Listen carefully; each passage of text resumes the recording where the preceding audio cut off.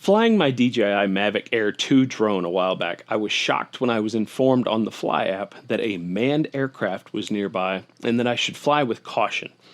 The screen lit up and it even showed the position on my map where the plane was in relation to my position. So I did some homework and got to know the ins and outs of what I was seeing, but not before I made some mistakes and false statements in my first video talking about this. So let me explain what happened with the flight, and then I'll clarify what I got wrong. Then, at the end of the video, I will tell you my thoughts on how this technology could eventually be integrated with remote ID and vice versa, making for airspace that we can all share safely. Let's get into it. So after I made my last video, I got several comments pointing out my misunderstanding. I'm not too proud to leave my mistakes online for all to see, but someone pointed out that my video could potentially be viewed by someone new to drones and give them an untrue understanding of the technology. So, trying to be a good ambassador of the hobby, I opted to remove it and redo it.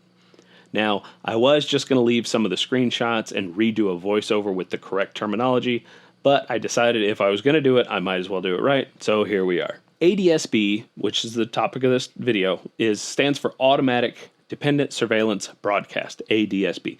It's an aviation surveillance technology where planes use their GPS and other systems to broadcast their position, speed, altitude, and similar information to other planes, air traffic control, and within recent years, some drones. DJI specifically has now equipped some of their drones with this ADS-B technology, which is why my recent flight showed me where the plane was located in real time. So the plane I saw was broadcasting their position through their ADS-B out system, and my Air 2 was receiving that information through its ADS-B in system. This gives drone pilots a very helpful and vital ability to see incoming aircraft and be able to make possibly emergency evasive maneuvers. I've flown places before where I could see my drone, but whether it be due to thick vegetation or trees or even buildings in the vicinity, I could not see a whole lot of sky around me. So a low-flying private plane could absolutely move into my area without me seeing it, so it's really comforting to know that this feature will alert me on my screen before I would actually be able to see the plane. Now, a couple things to know. While some drones have this feature, not all of them do, and that is one of my mistakes that I made with my last video.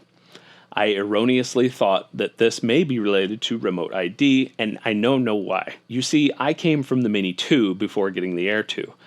The Air 2 is my first drone that came with built-in remote ID compared to my Mini 2, which I have to attach an external module to be RID compliant. So I thought the reason I was seeing this plane on my screen was the built-in remote ID. What I didn't know was that there was the Air 2 having ADS-B built in, and the Mini series of DJI drones does not. So that's why I had never seen it in the warning screen on my Mini 2. I guess it's to probably keep the weight down. DJI didn't put the ADS-B receivers on the Mini line. That's why I was incorrect on my first video, and I hope I didn't cause any confusion for anyone. Sorry. I took it down within about 2 hours of posting, so hopefully any damage was minimal. It only had about 150 views at the time, so I doubt it ruined anything too serious. Another thing to know about ADS-B, and I've kind of alluded to it already, but these drones only have ADS-B in, meaning they have a receiver but not a transmitter. Planes have both, so they can see other planes and other planes can see them. Drones do not have the transmitter, so while we can see the plane on our screen, it is vital to know that the planes cannot see us on theirs. Don't get comfortable assuming any plane nearby is going to see you and avoid a collision. As drone pilots, it is always our place to see and avoid. Not only because of the way the technology is set up, but because we have the least investment in the skies. If my drone gets slammed into and crashes, I'm out the cost of the drone. I still go home to my family unharmed. If a plane hits a drone, it could be fatal. No, not every plane would crash from hitting a drone, as evidenced from the Super Scooper plane who hit a drone in the California wildfires not too long ago. Some planes may not even require repair in some cases. But when human lives are on the line, it just isn't worth the risk. Stay vigilant, keep your head on a swivel, always scan the skies throughout your entire flight because things can change quickly. Now, before I let you go, let me explain how I think this ADS-B data could be integrated into drone systems and specifically the newer remote ID technology. And some of this kind of got poo-pooed in the comments of the last video, but I still say this could become a useful tool for everyone. What I suggested was that remote ID could potentially be used to interact with ADS-B so that air traffic control, manned aircraft, and unmanned aircraft can all be aware of each other.